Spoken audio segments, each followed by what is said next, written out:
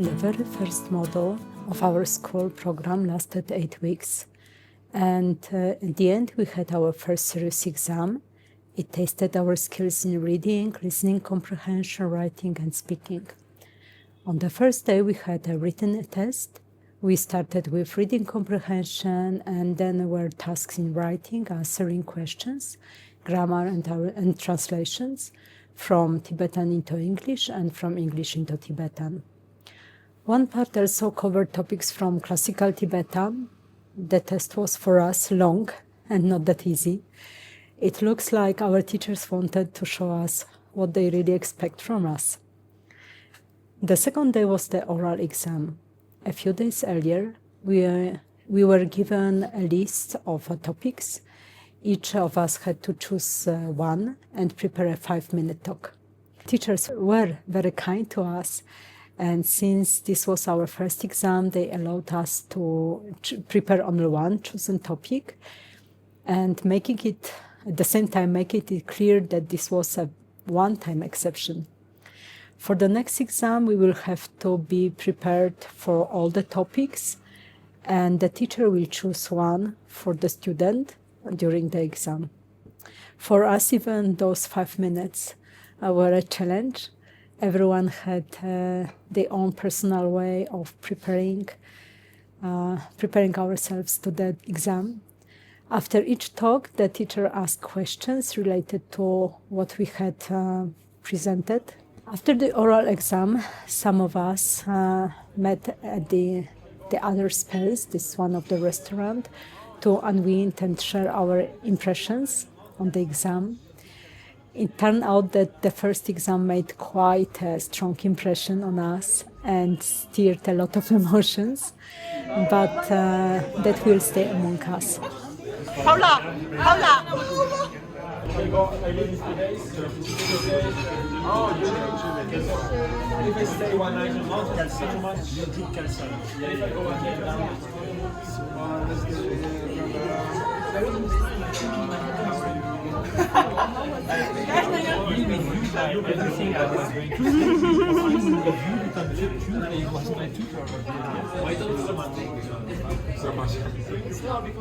Later on, next day, some people were leaving for home the very next day, but few of us decided to clear our heads, and we went on the short trek to Gallu Waterfall. Gallu is located farther uphill from Dharamsala above Maglotganj, and is a popular starting point for forest walks and Himalayan treks. We met for breakfast in Maglotganj and then took a taxi to Gallu.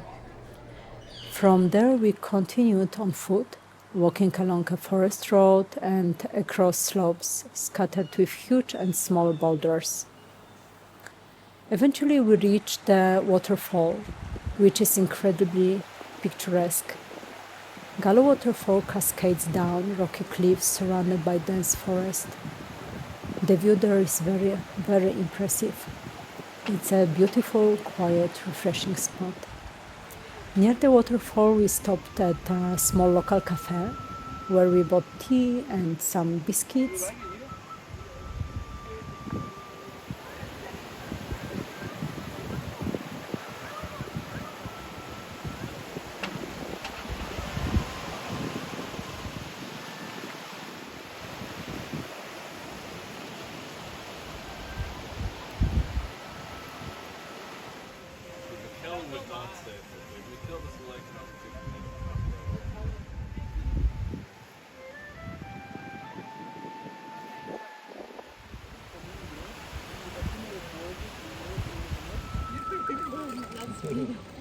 I love this amazing. You wore this when I met you. You gotta bring it to Tibet? Yeah, that's his name. It's like he's had this for 10 years. Can you imagine the map in Tibet? When they practiced all together, all their current life, no jokes. Not blind. Number line. Ah, blah blah blind also, but it's also good, yeah? Okay. I'm always happy for the compliments. For blah blah blind. Yes. I'm always happy for the blah blah blind. Papar yore, kerang kapare, kerang kapar yo, kapar yin, na kapar yin. Gen kelsan la, Keran kapare.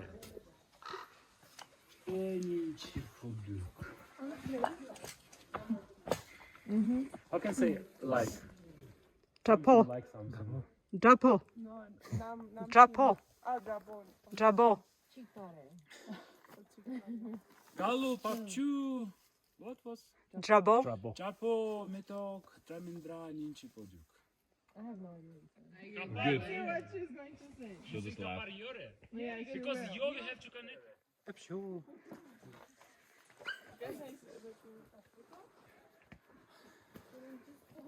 Końcu kapar je. Kapar je. Yin. Yore.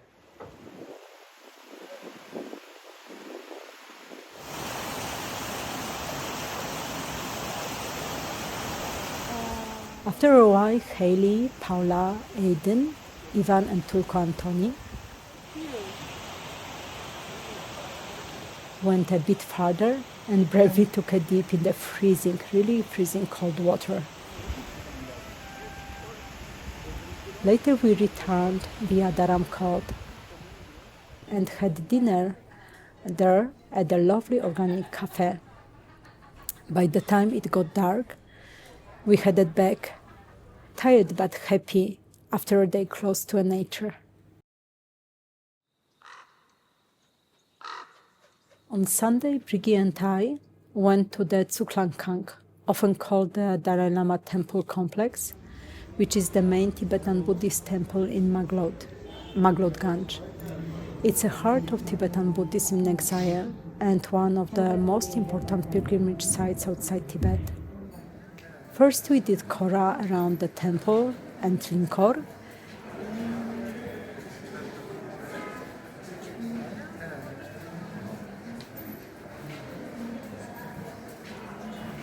Later we went inside to offer prostrations, katak and so on, and also offer the butter lamps.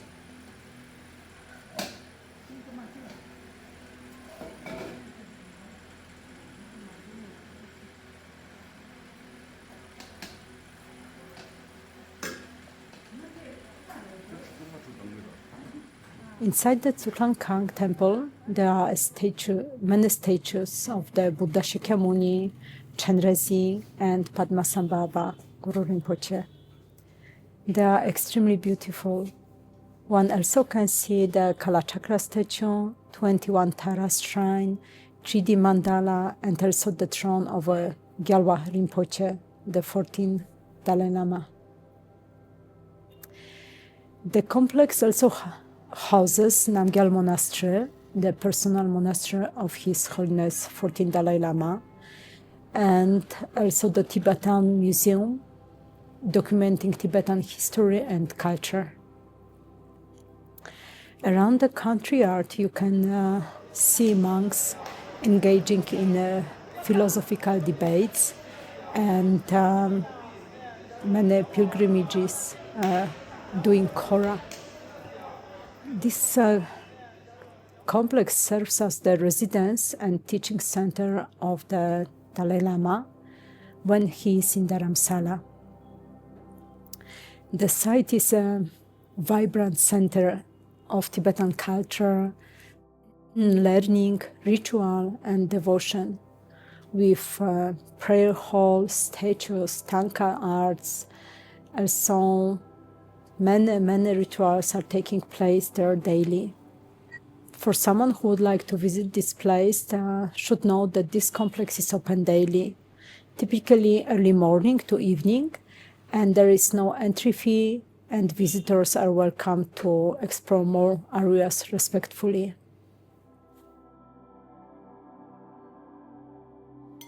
On Wednesday after the weekend, Ani Kunzang, Paula, Bia, and I went on another trip together.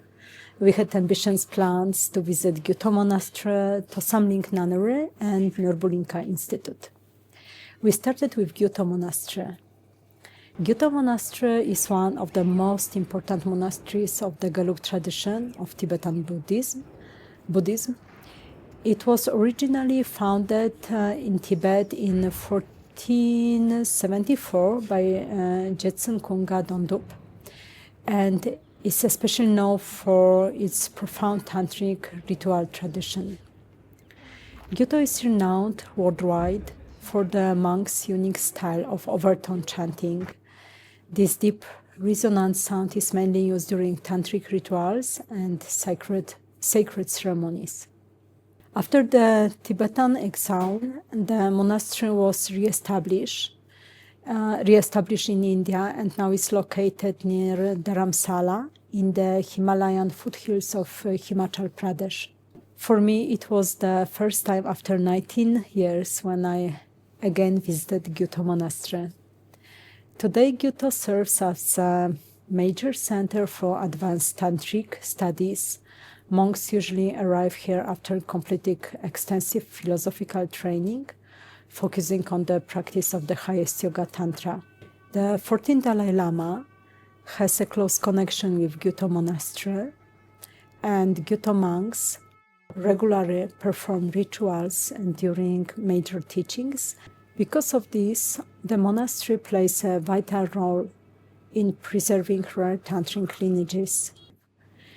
Gyuto Monastery stands as a living symbol of the continuity of Tibetan culture in exile.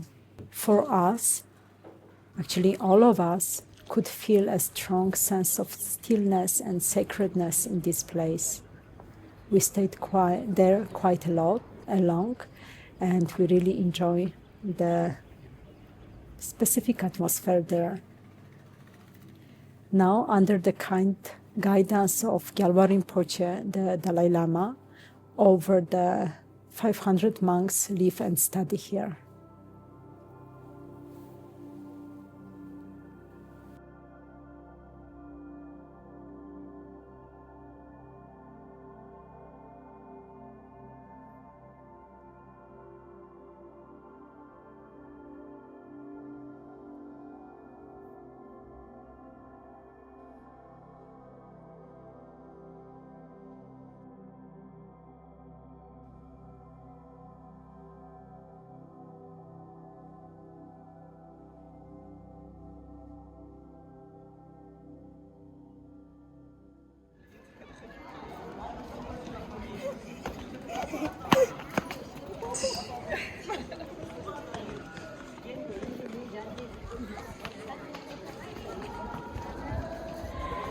Crazy to see those mountains.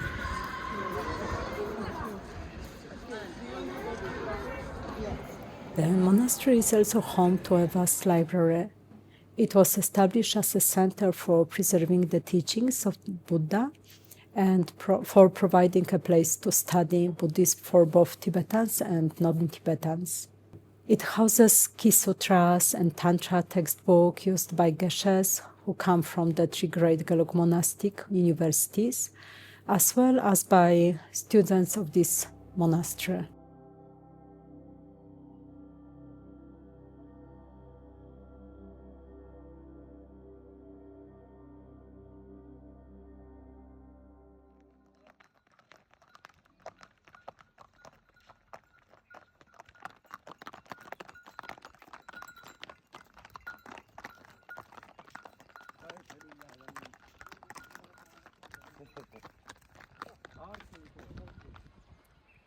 Our next stop was Thosamling Nunnery, which is a Tibetan Buddhist nunnery located near the Dharamsala, Himachal Pradesh.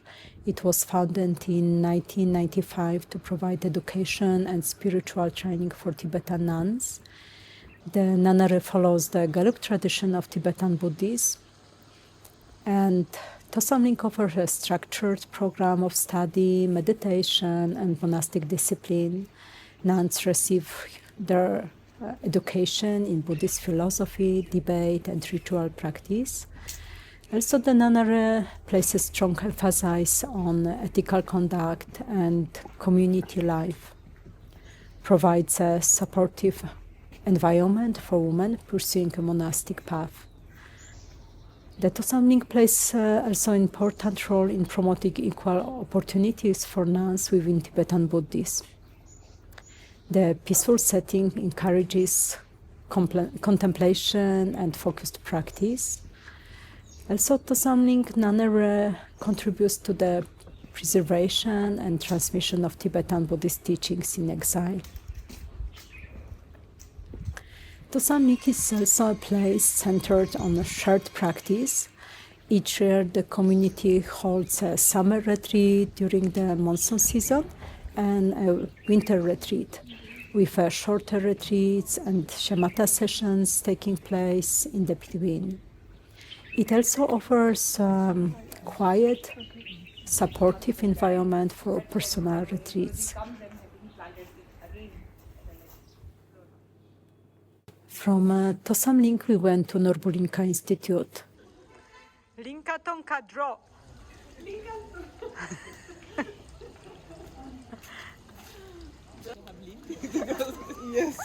For centuries, the arts have flourished in times of peace, when artists were supported and culture was valued.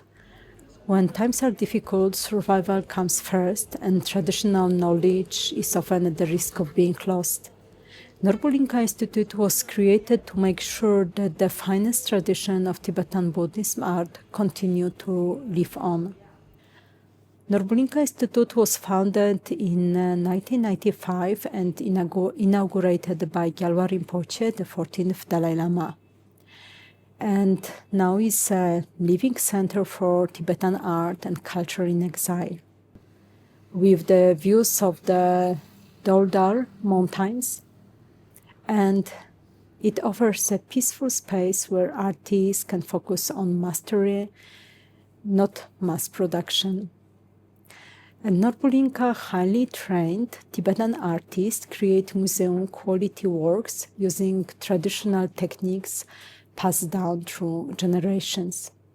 To support this, the Institute operates guest houses and restaurants, allowing Norbulingka to act as its own patron. All income is reinvested into the community, supporting healthcare, education, apprenticeships, and cultural projects. The spiritual heart of the Institute is the Tsuglagkhang Temple, completed in 1995. Inside stands a monumental glided statue of Buddha Shakyamuni, created on site by master craftsman Pempa Dorje and his team, with participation of the local community. Norbulingka is also home to the Lotsawa Museum. The museum showcases a unique collection of 160 dolls dressed in traditional Tibetan, regional, ceremonial, operatic, and monastic costumes. Created over 2 decades by monks from Drepung Losaling, the dolls reflect meticulous research and exceptional craftsmanship. Surrounded by gardens inspired by historic Norbulingka in Lhasa, with streams, ponds, and native plants, the Institute feels like a small, self-sustaining village. Visitors can explore the grounds, watch artists at work, or take part in immersive workshop in tanka painting, wood carving, and others. And by visiting Norbulingka, enjoying its hospitality, or supporting its artists, each of us can help preserve rare arts forms and support a living community dedicated to keeping Tibetan culture alive for future generations.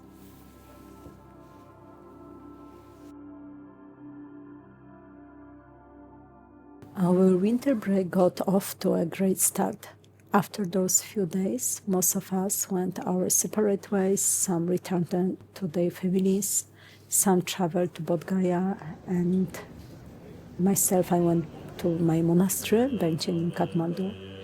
I was happy to be able to take part in at least part of the Rinchen transmission, which had begun in October.